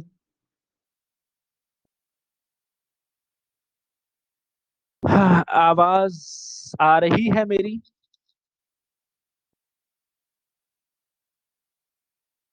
آ رہی ہے. چلیں جی. تو میں بات کر رہا تھا اس کے اس کی پہلے ہم نے اشتراکیت کی بات کی، پھر ہم نے کمیونزم کی بات کی، پھر سرمایہ دارانہ سسٹم کو ہم نے قومیت وطنیت کی بات کی، اور ابھی ہم سیکولرزم کی بات کر رہے ہیں. تو سیکولرزم کیا ہے؟ میں بات سیکولرزم یہ ہے کہ بغیر مذہب کے معاشرے کو چلانا، یا یوں کہہ لیں کہ مذہب ایک الگ ہے. ہاں جی. انہوں نے کہا کہ مذہب ایک افیون کی طرح ہے. بہت بہت لفظ ہیں اس حوالے سے کہ مذہب ایک غلط ہے، مذہب صحیح نہیں ہے، مذہب کو معاملات کو بالکل انفرادی حد تک ہونا چاہیے، اس کو سیاسی معاملات میں ان کو نہیں گھسیڑنا چاہیے. تو یہ بھی اس میں اور یہاں تک کہ دنیا کے بڑے بڑے مذاہب نے، یعنی یہ جہاں جہاں تھی نا مختلف ممالک میں یہ سیکولرزم ہے نا، وہاں پہ جس طرح ہندوستان ہے یا مختلف ہے، بڑے بڑے مذاہب نے، ماننے والوں نے اس کے آگے ہاتھ کھڑے کر دی. مثال کے طور پر مسیحیت ہے، یعنی جہاں پہ آپ مختلف آپ یورپی ممالک لے لیں، یہودیت ہے، اسرائیل لے لیں، ہندو مت ہے، ہندوستان لے لیں، بدھ مت ہے، جاپان لے لیں، یہ سارے اپنے آپ کو سیکولر سٹیٹس کہتے ہیں. اور انہوں نے ہاتھ اٹھا دیے. لیکن اسلام نے ایسا نہیں کہا. اسلام جو ہے اس کے بالکل خلاف ہے. اسلام تو کہتا ہے کہ ہر معاملے میں اسلام نے آپ کی اسلام ایک مکمل ضابطہ حیات ہے جو ہر معاملے میں آپ کے ساتھ ہے. اور دین ہے، دنیا ہے، آپ کا نجی معاملہ ہے، آپ کا انفرادی ہے، اجتماعی ہے، معاشی ہے، اقتصادی ہے، معاشرتی ہے، وٹ سو ایور، جہاں بھی آپ ہیں، جہاں بھی آپ ہیں وہاں پہ آپ کو ہر صورت اسلام نہ صرف رہنمائی دیتا ہے بلکہ آپ کو اسلام سے وہ آگاہی رہنمائی لینی ہے. اسلام دین فطرت ہے. اس کے بعد ایک اور جو ہے اس کے بعد ایک آتا ہے لبرلزم. لبرل کیا ہے؟ لبرل کا مطلب ہوتا ہے ہم اس کو ویسے پنجابی میں کہتے ہیں آزاد، جو شخص غلام نہ ہو. یہ بعد میں 8ویں صدی ہجری میں ایک نئی ایک اصطلاح آئی تھی لاطینی کے لبرلزم کے. آج بھی یعنی وہ شخص جو اپنے آپ کو کسی بھی نہ خدا کو مانتا ہو یا ایتھیسٹ بھی آپ کہہ لیں، تو یعنی وہ اپنے آپ کو جو خدا اور پیغمبروں اور نبیوں کی مذہبی تعمیرات جو ہیں،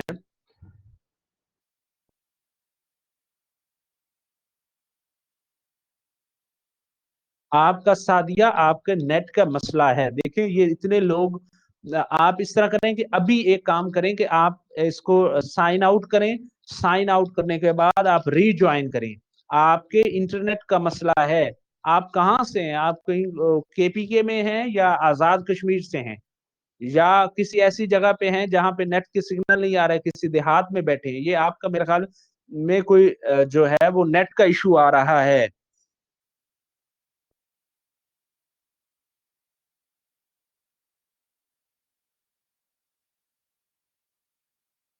جی تو میں بات کر رہا تھا یہ جو لبرلزم کی، لبرل جو ہیں، لبرل خود کو آزاد کہتے ہیں. ان کا مطلب یہ ہے کہ آزادی، آزاد، اور چاہے مذہب ہے یا چاہے خدا ہے یا دین ہے، ان سارے معاملات سے یہ خود کو آزاد کہتے ہیں. یہ الگ کہتے ہیں، یہ سیپریٹ کہتے ہیں. ان کا کام ہے کہ ہمارے اوپر کسی کا فلسفہ اور کسی کی ہمارے اوپر جو ہے وہ نہیں ہے، ہم آزاد ہیں. تو سیکولرزم اور لبرلزم کے اثرات واقعی جو ہے وہ میں آپ کو یہاں لبرلزم کی بات کروں تو یہ ہم نے وہاں دیکھا فرانس میں، وہاں پہ جرمنی میں یہ لوگ ہیں. تو مجھے وہاں جرمنی میں بہت سارے لوگ تھے ہمارے ساتھ جو کورس میں تھے، تو وہ بھی اپنے آپ کو لبرل کہا کرتے تھے. تو آج بھی ہمارے معاشرے میں کئی لوگ ہیں جو اپنے آپ کو کہتے ہیں جی میں تو لبرل ہوں. نعوذ باللہ. لبرل کا مطلب جو ہے، اس کا مطلب یہ ہے کہ بیزاری ہے. آپ کو مذہب سے، انسان کے بنائے ہوئے قانون سے، یا اس طرح کے اپنے آپ کو، یا آپ دنیا کے معاملے میں کہتے ہیں کہ جی میں تو لبرل ہوں.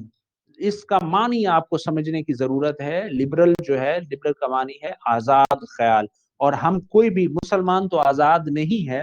ہاں، حریت فکر اسلام نے دی ہے کہ ایک دائرہ کے اندر رہ کر اس کو آزادی دی ہے، اس سے زیادہ اس کو نہیں ہے. اس کے کافی اس کے نقصان ہیں لبرل. اس کے بعد ایک جدید ہے ماڈرنزم. ماڈرن کس کو، یہ 16ویں صدی میں آئی تھی. اس کے بعد یعنی جدید، اس کو جدید کہتے ہیں، یعنی جدت کی اصطلاح آئی ہے. اس کے بعد پھر یہ پوسٹ ماڈرنزم بھی بعد میں آیا تھا. یہ یعنی اپنے آپ کو پچھلوں سے، انہوں نے کہا کہ جی ہم پچھلوں کو نہیں مانتے ہیں، اور انہوں نے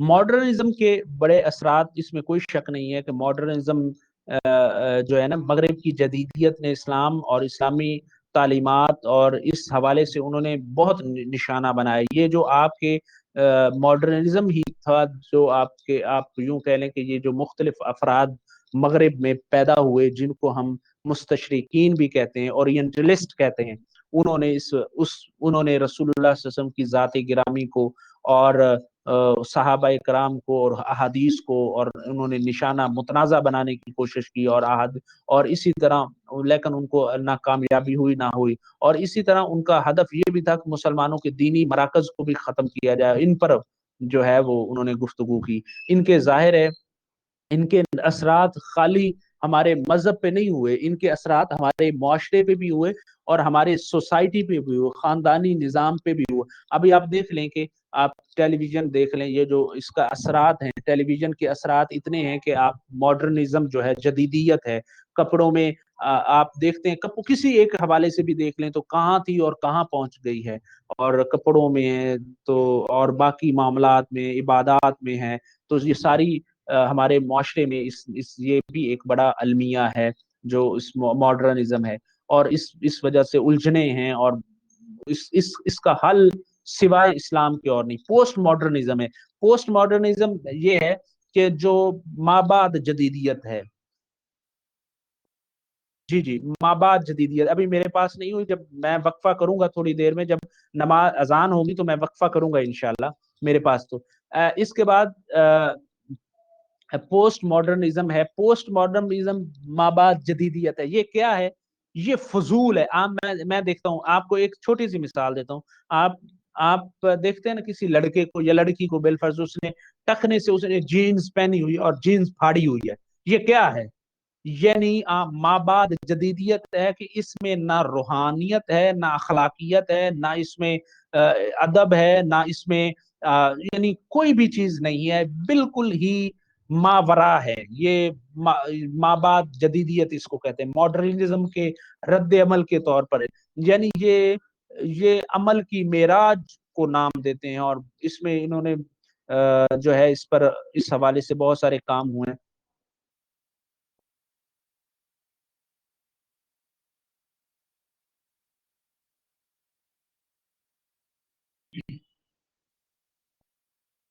اس کے بعد آتا ہے گلوبلائزیشن. جی کوئی نہیں.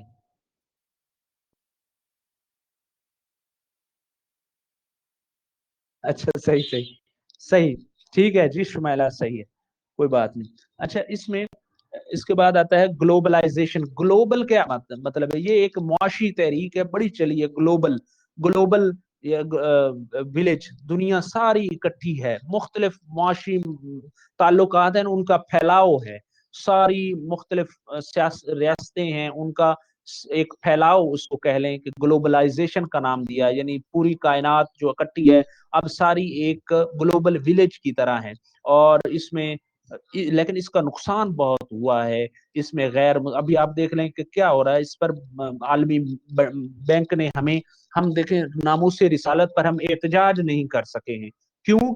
کیونکہ بھائی ہم نے جکڑا ہوا ہے بینکوں نے. ابھی معاملہ ہے فلسطین کا, اسرائیل کا, تو یہ سارا کیا گلوبلائزیشن ہے. عالمی بینک ہے, ورلڈ آرگنائزیشن ہیں, ملٹی نیشنل کمپنیاں ہیں جنہوں نے ہمارے ملک کو جکڑ رکھا ہے ہر جگہ پہ. اور مطلب انہوں نے اس وجہ سے وہ مراعات دیتے ہیں, کچھ چیزاں دیتے ہیں, اور اس کے بدلے میں حقوق لے لیتے ہیں. اور یہی حقوق ان کے لینا جو ہے وہ جو ہے مسائل کا سبب ہے. اس کے بعد ایک ہے نیو ورلڈ آرڈر. یہ بڑا معروف و مشہور ہے. یہ ایک خفیہ آرڈر تھا جو جو کہ تقریباً میں یوں کہہ سکتا ہوں جو کہ خفیہ آرڈر تھا, جو کہ بنایا گیا. یہ بعد میں بڑی بڑی طاقتوں ہیں, خاص کر جو ہے 80 کی دہائی میں یہ ہوا تھا, بعد میں آیا تھا. اس کا مسئلہ ان کا جو مقصد یہ تھا, اس کا مقصد یہ تھا کہ نیو ورلڈ آرڈر کے تحت حکومتوں پر حکومتیں کی جائیں, حکومتوں پر حکومتیں کی جائیں. حکومتوں پر اس سے مراد یہ ہے کہ عالمی معاشیات کے جو ماہر ہیں انہوں نے اس مطلب یوں کہا ہے کہ یہ جو گلوبلائزیشن کے تحت گلوبل کمپنیاں ہیں نا, اور ورلڈ آرڈر کے تحت ان کے پاس اتنے وسائل ہیں کہ انہوں نے چھوٹی چھوٹی حکومتوں کو خرید رکھا ہے. اور اس کے عوض وہ کئی سالوں تک ان سے اپنی مرضی کے معاملات حل کروا سکتے ہیں. ابھی دیکھیں کیا نہیں ایران کے خلاف, مطلب جب مرضی چاہیں, نیو ورلڈ آرڈر ہی ہے نا, جب مرضی چاہیں ان پر پابندیاں لگا دیں, جب مرضی چاہیں ان پر رکاوٹیں کھڑی کر دیں. یعنی یہ کیا ہوا کہ کوئی ملک وہاں, ابھی پاکستان گرے لسٹ میں, آپ کو پتا ہے اس وہ کہتے ہیں تلوار لٹکی ہوئی ہے گرے لسٹ کی. کیوں بھائی, کیا ہے یہ وہی ہے جناب, یہ کیا ہے, یہ نیو ورلڈ آرڈر ہے. یہ طاقت کا عالم ہے کہ بڑے بڑے ملکوں کی حکومتیں, پالیسیاں, ان کی قانون سازیاں اور ان میڈیا سب انہی کا, ان کے کمپنیوں کے کنٹرول میں ہے. اور اس وجہ سے وہ جس طرح چاہتے ہیں, حتیٰ کہ آپ حیران ہوں گے, آپ بی بی سی کا جو ہے وہ اس حوالے سے دیکھیں نا, یہ فلسطین کے حوالے سے بی بی سی کا کامنٹ, تو ان کے جو ہے وہ مین پیج پہ وہ ہمارے ایک جو ہے پروفیسر کے نے ایک کامنٹ کیے تھے. وہ کامنٹ انہوں نے کہا کہ اس کو عورتوں کے بے حیائی والے موضوعات, بی بی سی کے بارے میں انہوں نے کامنٹ کیا کہ بے حیائی والے موضوعات سے ان کو کچھ ریلیکسیشن ملے گی تو وہ فلسطین اور اسرائیل پر لکھیں گے نا. اور مطلب یہ کہ ساری جتنی بھی یہ آپ یوں کہہ لیں کہ یہ ہیں مختلف مختلف بڑی بڑی ریاستیں ہیں, طاقتیں ہیں, جن کے پاس پیسہ ہے, جن کے پاس پیسہ کیسے آیا ہے, انہوں نے ظاہر یہیں سے کمایا ہے نا. اور ان کے پاس یہ معاشیات پہ کنٹرول ہے، اقتصادیات پہ کنٹرول ہے، اور ان کے پاس سسٹم دنیا کے سارے جدید ہیں. تو اس وجہ سے یہی نیو ورلڈ آرڈر ہے جس پہ ابھی ہم تھوڑی سی گفتگو کریں گے. یہ ہماری کلاس ابھی وقفہ کرتے ہیں نماز کا، 10 منٹ کا وقفہ کر لیتے ہیں، نماز کے بعد حاضر ہوتے ہیں.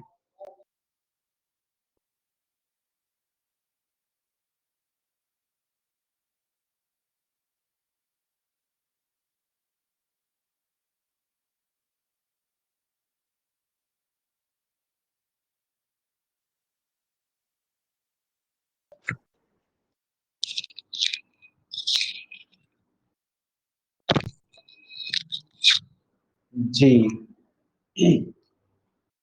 السلام علیکم.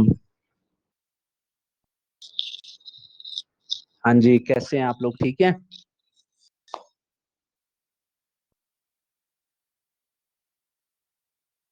ابھی ہم نے میں آپ تھوڑا سا دوہرا دیتا ہوں. جو پچھلی ابھی ایک گفتگو تھی، اس گفتگو میں ہم نے بات کی ہے جمہوریت کیا ہوتی ہے، اور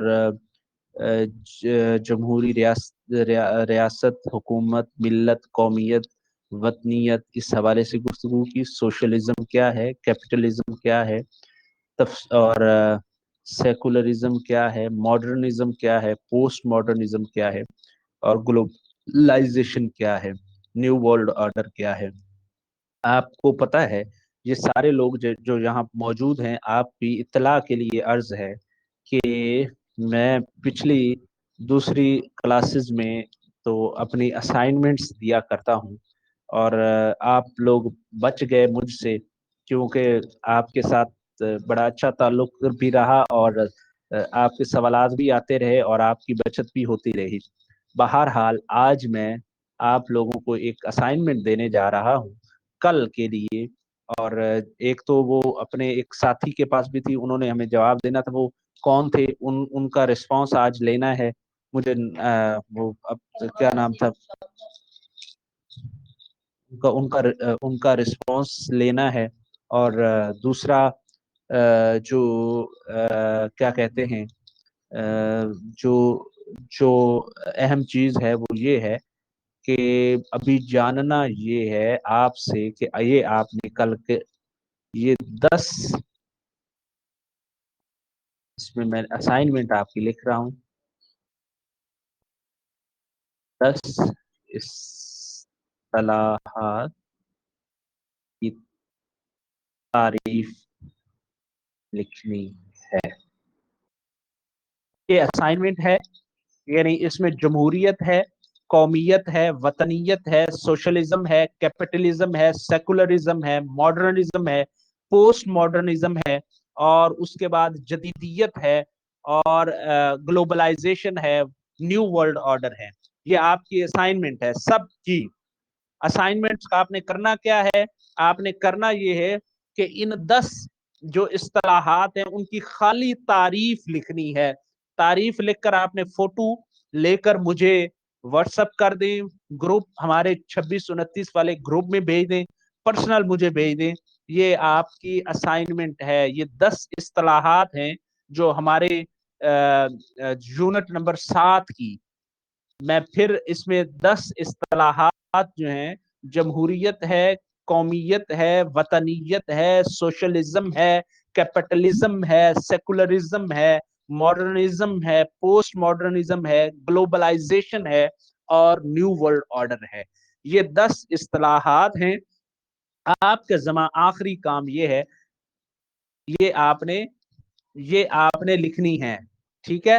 میرا نمبر سب کے پاس ہے. وہ میرا واٹس ایپ جو گروپ ہے ہمارا 2629، اس گروپ جو ہے اس پہ آپ لوگ مجھے جو ہے وہ آپ واٹس ایپ کر سکتے ہیں، یا یہ میں آپ کو پھر بھی اپنا نمبر دے رہا ہوں، اس پہ آپ واٹس ایپ کر دیں اپنے نام، رول نمبر کے ساتھ. 5095 109 334 50 95 109 یہ نمبر ہے میرا. یہاں پہ اب میں پھر آپ کو دہرا رہا ہوں، آپ کو اسائنمنٹ آپ کو دی ہے.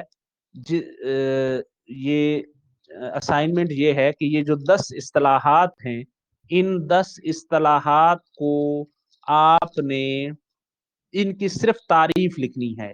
10 لائنوں میں بھی آ سکتی ہے. صرف چھوٹا سا آپ کے ذمہ یہ کام ہے کہ 10 ان اصطلاحات کی آپ نے تعریف لکھ کر لانی ہے. اور کون ہے جو اس سوال نامے کو ابھی واٹس ایپ بھی کر دے، ہمارے گروپ میں واٹس ایپ بھی کیا جا سکتا ہے. اور مجھے کوئی اگر آپ کے پاس کسی کے پاس نیٹ کنیکٹڈ ہے وہ واٹس ایپ کے ساتھ، تو مجھے بھی یہ سوال نامہ جو ہے واٹس ایپ کر سکتے ہیں. سوال یہ ہے کہ یہ جو 10 اصطلاحات ہیں ہمارے چیپٹر نمبر 7 کی، globalization, new world order, postmodernism, modernism, secularism, socialism, سرمایہ دارانہ یا کیپٹلزم، قومیت یا وطنیت، جمہوریت، یہ 10 اصطلاحات بنتی ہیں. ان 10 اصطلاحات کی ٹرمز کی I need explanations. I need only definitions from your side, from your good side. آپ کی جانب سے احسن انداز میں ان کی تعریف کا میں کل منتظر ہوں گا. اوکے، کون کون کرے گا؟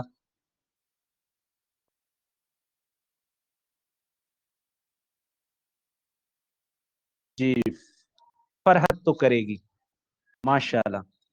جی، اور کون کرے گا؟ جی، رخسانہ بھی کریں گی، ماشاء اللہ، 2 ہو گئے. اور کون کرے گا؟ شمائلہ بھی کریں گی، 3 ہو گئی. 3 اسٹوڈنٹ ہو گئے.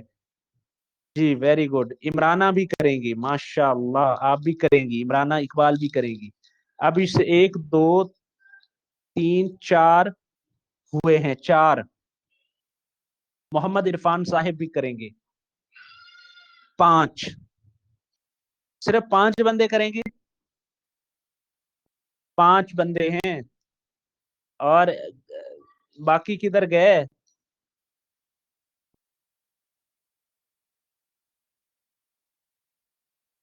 5 بندے ہیں یہاں پہ ابھی جنہوں نے، اس کا مطلب باقی 28 جو ہیں وہ نہیں ہیں یہاں پہ.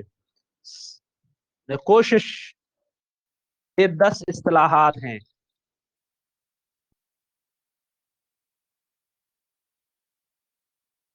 یہی میں بلکہ ایک آپ میں نے کہا یہ میں یہاں بلکہ اب یہ انگلش میں لکھ دیتا ہوں، یا اس کو میں لکھ بھی دیتا ہوں آپ کے لیے. وقت تو لگے گا لیکن میں اس کو آپ لوگوں کے لیے لکھ دیتا ہوں ادھر کے. اس کو میں، یہ ہے جی،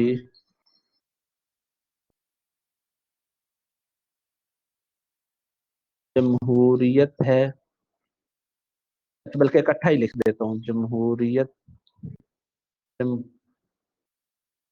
جمہوریت، جمہوریت، قومیت، وطنیت، سوشلزم، کمیونزم، یہ اکٹھا ہی ہے. اچھا، اس کے بعد ہے سرمایہ دارانہ.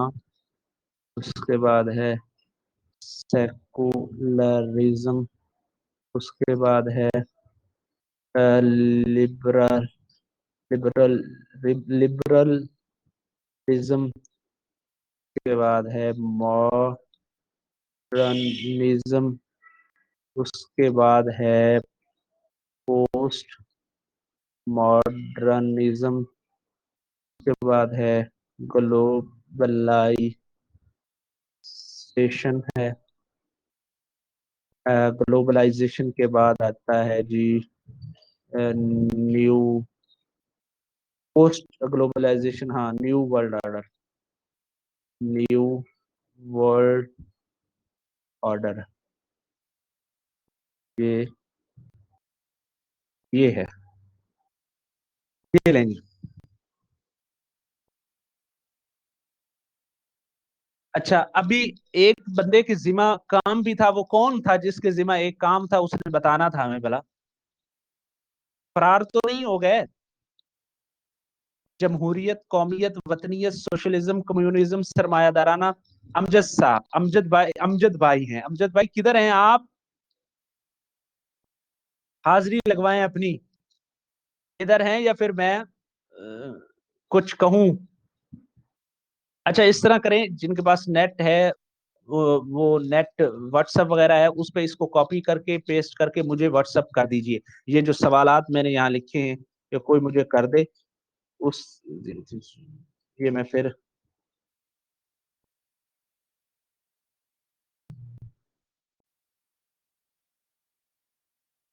अमजद साहब गायब हो गए मेरे ख्याल में। आज अमजद हैं ही नहीं।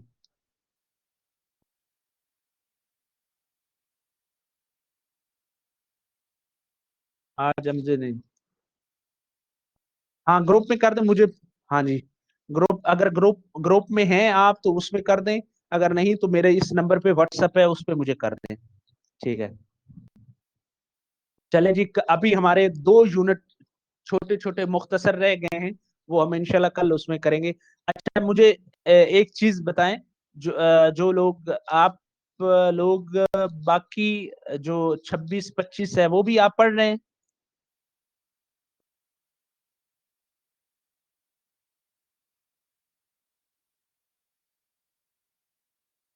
जी, उसके कितने यूनिट तक पहुंचे हैं?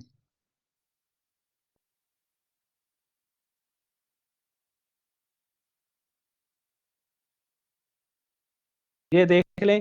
जी, रेहाना और नजमा, इन्होंने अब जवाब दिया है, पहले असाइनमेंट की बारी जवाब नहीं दिया। वकार, ये रेहाना, नजमा, इन आप सब ने जो है ये असाइनमेंट करनी है जो मैंने दी है आपको।